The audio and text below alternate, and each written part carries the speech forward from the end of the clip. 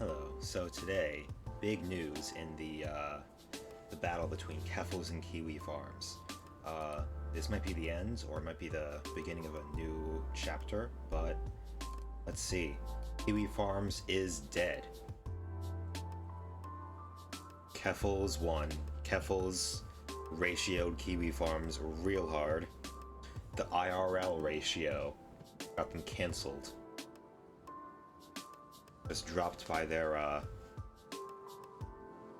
after the announcement that Cloudflare would drop Kiwifarms as a customer. That's their like web provider, right? So they will have to. The site came online again with a Russian domain and switched to a DDoS guard. Less than 24 hours later, DDoS Guard, a Russian company that specializes in DDoS protection, has also dropped Kiwifarms. Oh wow! Even the Russian companies don't want Kiwifarms around. That's a big red flag, because you know the Russians are super into really shady and sketchy stuff. So, and they're super into hacking. A lot of crazy Russian hackers out there. So even they don't want to touch Kiwifarms. Oh no. Even they know the Wiggler army is too powerful for them. Their Russian domain is now offline, and Joshua Moon has stated, "I do not see a situation where Kiwifarms is simply allowed to operate. It will either become a fractured shell of itself like 8chan, or jump between hosts and domains like Daily Stormer." Oof. Yeah, it's gotta be tough. They just got this website sitting on a server, and nobody wants to host it, because it's just too bad. Yeah, too bad. I don't know why they can't just start a new website and have everyone migrate there. I guess it's nice to have the old website there, but like, how good can Kiwifarms be? Just like, can't you just start a new website? I mean, that's probably what's going to happen. They're going to migrate to some other, they might go to 4chan, but there's rumors that 4chan might be next. Well, let's see. Many sites that have faced pressure campaigns to be deplatformed, like 8chan Daily Stormer, are still online. They are nevertheless completely impotent. Whether or not we are able to completely remove Kiwifarms from the internet is irrelevant. The fact that the goals of our campaign have not only been achieved, but we have achieved more than we could have ever expected. We won. All the major corporations that provided the services to keep Kiwifarms online have decided that Kiwifarms poses a great risk. The CEO of Cloudflare has said that Kiwifarms poses an imminent and emergency threat to human life. That it does.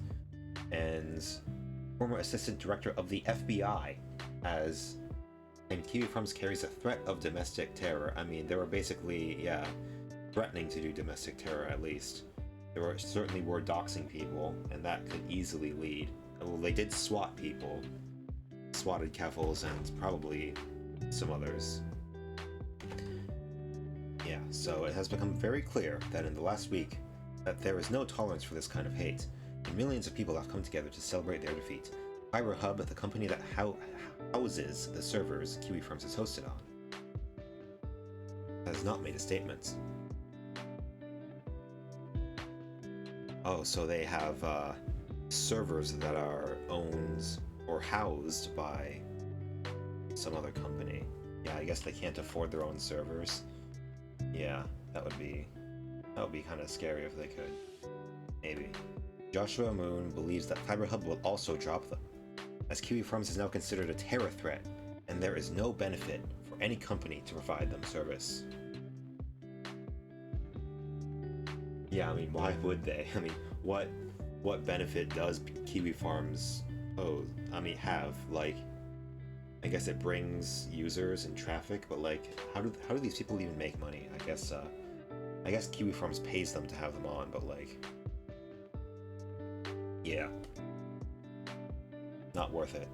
Our team will monitor the vestiges of Kiwifarms in the coming weeks and months. It is highly unlikely that Kiwifarms will resurface with enough resources to maintain the online presence they once had. As a result, this is the final statement of the Drop Kiwifarms campaign until further notice. What we have accomplished in such a short time has never been done before in the entire history of the internet. The countless victims of Kiwifarms can sleep soundly knowing that the site is doomed. will never regain its former momentum, and will continue to bleed followers and become more and more irrelevant with each passing week. We have done our part to honor people like Julie Terryberry, Chloe Segal, and David Kirk Ginder. Near. I've heard of Near. We'll get to them, yeah. Thank you all for helping me and every other person affected by the Kiwifarms seek justice. Today, the world is a better place. Clara Keffals Sorrenti, organizer. Well done. On to the next one. Yeah, on to 4chan, I guess, but we'll talk about that.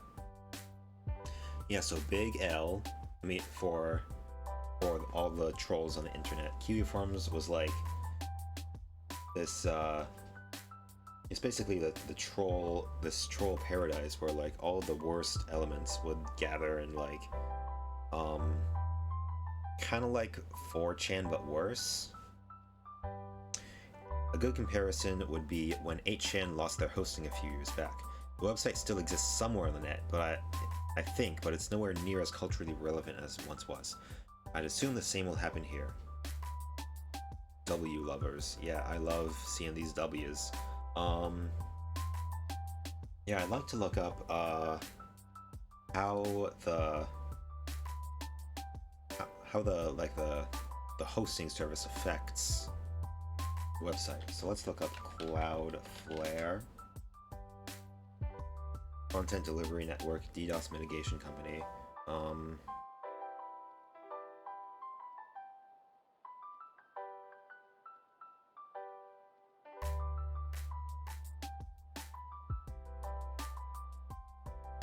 Yeah, so it hosts websites,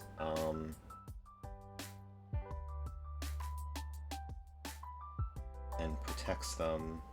How Cloudflare got Kiwifarms wrong. Let's see about this. The Verge. Kiwifarms is a nearly 10-year-old web forum, etc., etc. Sorrenti, known to fans of her streaming channel as Keffals, says that when her, etc., etc. We all know this story.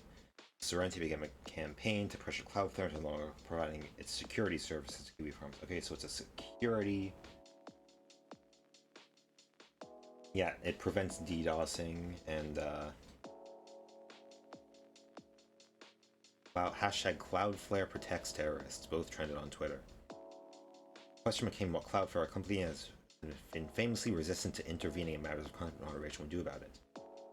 Then, companies' offerings are essential to the functioning of the internet.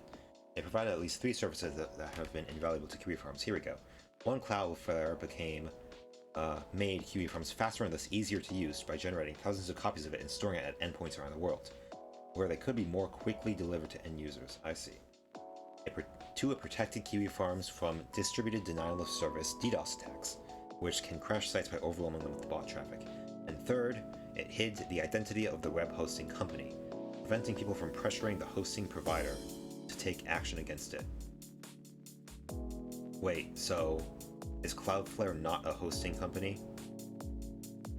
Okay, so it's hosting.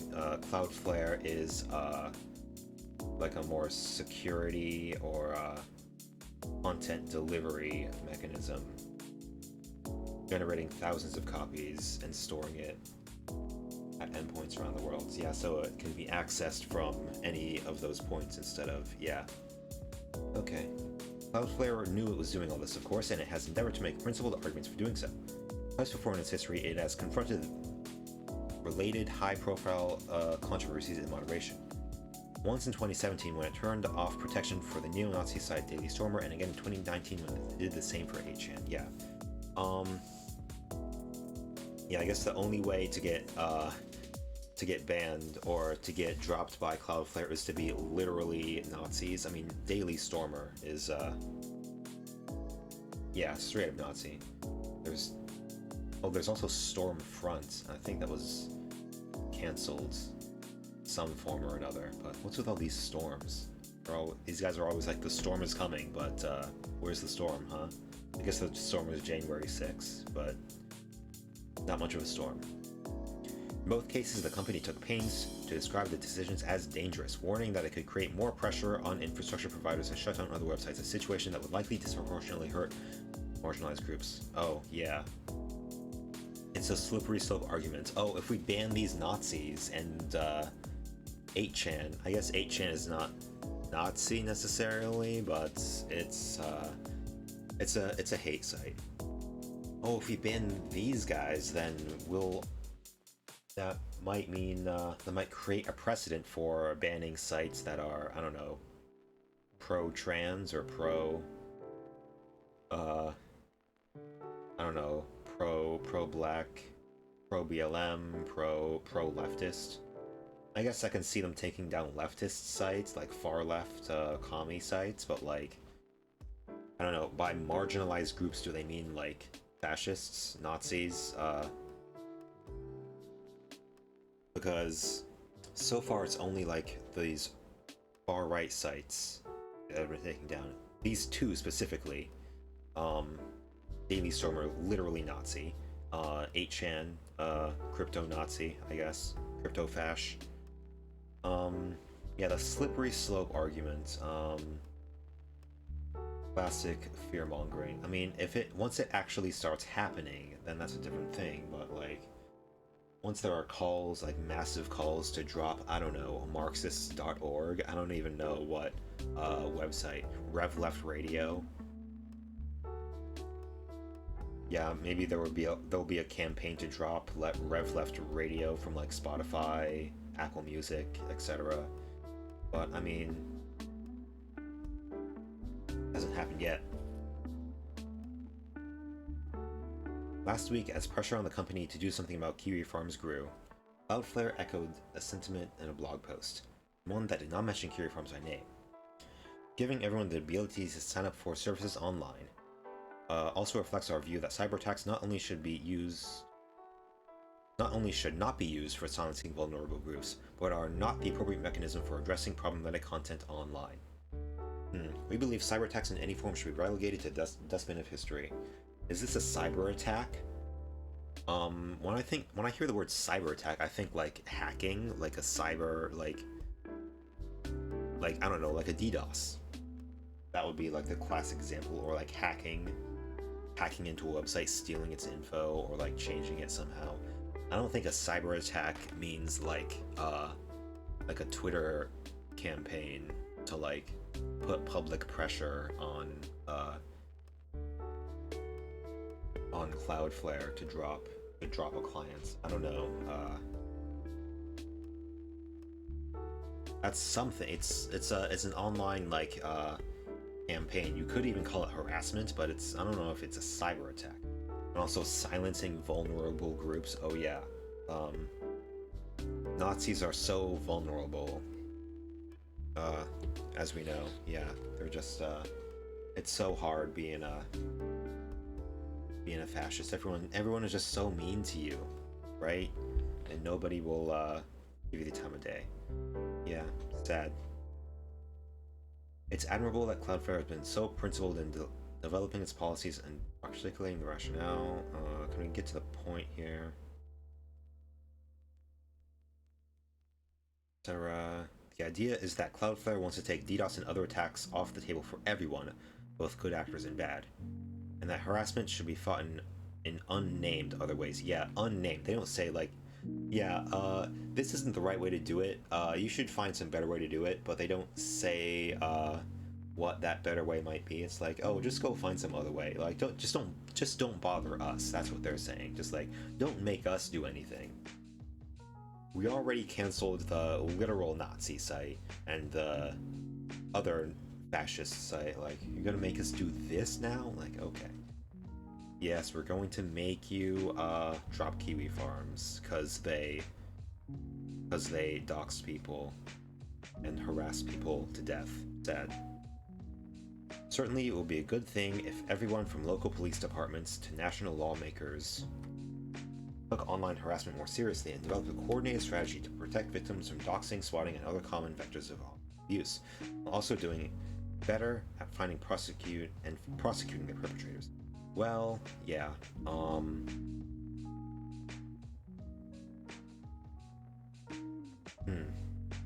I guess they mean by cyber attacks they mean without being hosted by Cloudflare, they would be left open to being cyber attacked and DDoSed and etc.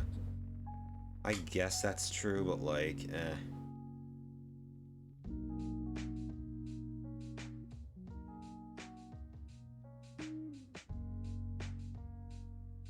I mean, they can, theoretically, they can go find another service. They haven't been able to because no one else wants them, but yeah, in practice they don't, and so Cloudflare, inconvenient as it is for the company, has become a legitimate pressure point in the effort to stop these harassers from threatening or committing acts of violence. Yes, Kiwifarms could conceivably find other security providers. But there aren't that many of them, and Cloudflare's decision to stop services for the Daily Storm on 8chan really did force both operations further underground and out of the mainstream. Yeah, I guess it's harder to access without Cloudflare and also like easier to attack. And while we're on the subject of complicity, it is notable that for all its claims about wanting to bring an end to cyber attacks, Cloudflare provides security services to makers of cyber attack software. Interesting. Yeah, they didn't bring that up exactly. That's the claim made in this blog post, this guy who was convicted of running a large DDoS for hire scheme. Oh wow. Of course it's a Russian guy. Yeah. Those crazy Russian hackers. Writing in response to the Kiwifarms controversy, Usatyuk notes that Cloudflare profits from such schemes because it can sell protection to the victims. Oh. That's a good point. It's a protection racket. Hey, that's a nice website you got there. It'd be a shame if something happened to it. You know what I mean? You better pay us for protection. You know how it is, huh? Come on, I'm making you an offer you can't refuse over here. Come on. In its blog post, Cloudflare compares itself to a fire department that puts out fires no matter how bad a person the resident of the house may be. In response, Usatyuk writes, Cloudflare is a fire department that prides itself on putting out fires at any house regardless of the individual that lives there. What they forget to mention is that they were actively lighting these fires and making money by putting them out. The good old private fire department dilemma. Like, they make money by putting out fires, then that sort of creates an incentive to start fires to put out. Almost as if like the profit motive incentivizes bad behavior sometimes. Crazy thought. No, there's no way. That's commie talk, isn't it? In its blog post, Cloudflare compares itself to a fire department that puts out fires. Oh. Again, none of this is to say that there aren't good reasons for Cloudflare to stay out of most moderation debates. There are. Yeah, most. This is the third time they've had to do this out of all the years they've been in business.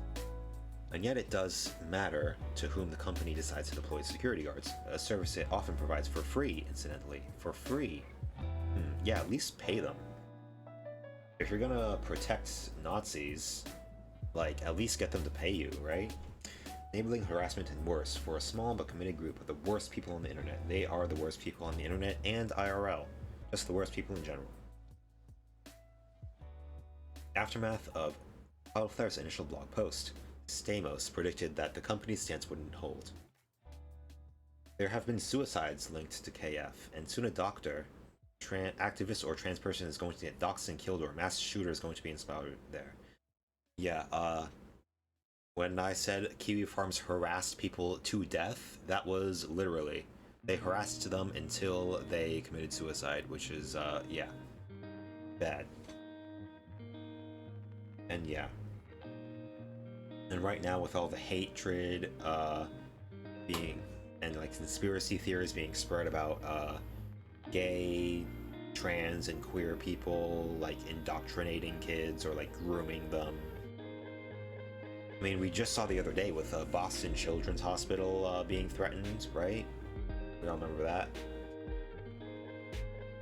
uh, bomb threats being called in. And you know, these sites are just like a cesspool of the worst conspiracies.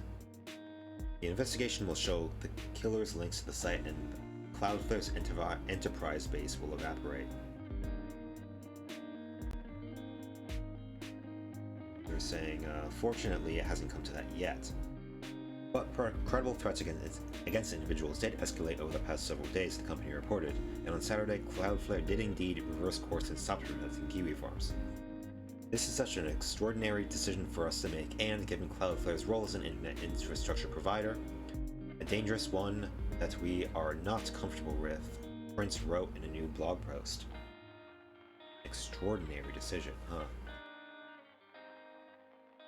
However, the rhetoric on the Kiwifarms site and specific targeted threats have escalated over the last 48 hours to the point where we believe there is an unprecedented emergency and immediate threat to human life unlike we have previously seen from Kiwifarms or any other customer before. Feels like a massive failure of social policy that the safety of Serenity and other people targeted by online mobs comes down to whether a handful of companies will agree to continue protecting their spaces from DDoS attacks, of all things.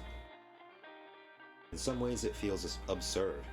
We're offloading what should be a responsibility of law enforcement onto a for-profit provider of arcane internet backbone services. Yeah, ideally, like, this would be handled by the law, but since there's no law in place for situations like this, cause like, you know, legislation moves so slowly, and technology advances so fast. Technology is way ahead of legislation.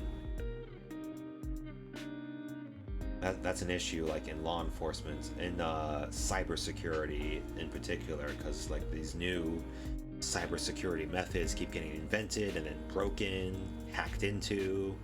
All the while, all these old fucks in Congress are just twiddling their thumbs, just shouting at each other, getting nothing done. Oh yeah, that's the other thing. Like, the average age of Senate or like Congress members is what, like 80 years old. So yeah, these old ass dudes have no idea what's going on. Anyway, we do not believe we have the political legitimacy to determine generally what is and is not online by restricting security or core internet services, the company wrote last week, and arguably it doesn't. But sometimes circumstances force your hand. If your customers are plotting violence that may in fact be possible only because of the services you provide, the right thing to do isn't to ask Congress to pass a law telling you what to do, it's to stop providing these services. Yeah, do you know how long it takes for Congress to pass a law? Literally, like, years. They can't pass anything as it is, and it's like you're asking them to do this other thing on top of that? There's no way. There isn't always a clear moment when an edgy forum full of trolls tips over into incitement of violence. Instead, far-right actors increasingly rely on stochastic terrorism, actively dehumanizing groups of people over long periods of time, suggesting that it sure would be nice if someone did something about the problem, confident that some addled member of their cohort will eventually take up arms, in an effort to impress their fellow posters. Oh yeah, they're all doing it for internet clout. Yeah. Like, I don't know how Elliot Rodger is like a hero among the incel community. It's like, yeah, congratulations, a few thousand of the worst people our society is capable of producing think that you're a great guy. Yeah, okay. Infrastructure providers can't turn a blind eye until the last possible moment. One reason why this has been so effective is that it is a strategy designed to resist content moderation. It offers cover to the many social networks, web hosts, and infrastructure providers that are looking for reasons not to act. Yeah, they want to stay out of things and not be seen as like political, but at some point you have to do something, right? You can't just, yeah. At some point you're like implicitly supporting the horrible things that these websites are doing. And so it has become a loophole that the far right can exploit confidence so long as they don't explicitly call for murder. they will remain in the good graces of the platforms. Time for that loophole to close. I agree. Okay, that's enough of The Verge. Thank you. I was worried when it said how Cloudflare got Kiwifarms wrong. I was worried that it meant, oh, they were wrong to ban Kiwifarms, but no. The Verge is nice.